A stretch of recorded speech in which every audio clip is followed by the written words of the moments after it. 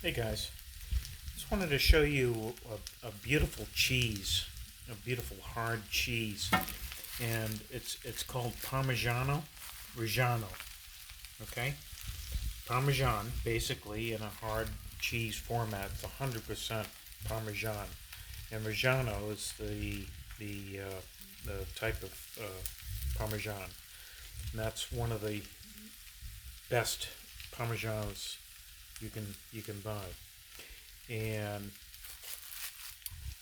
uh, in regards to a cheese, I mean this came out to $18 a pound.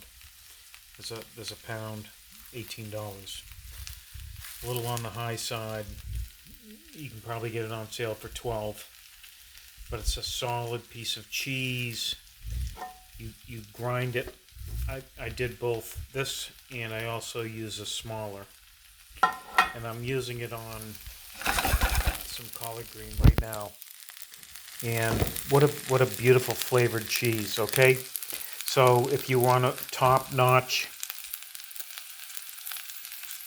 Parmesan cheese, you get the hard format. Make sure it's Parmesan Reggiano, okay? And enjoy. You have yourself a grater, and have fun, guys.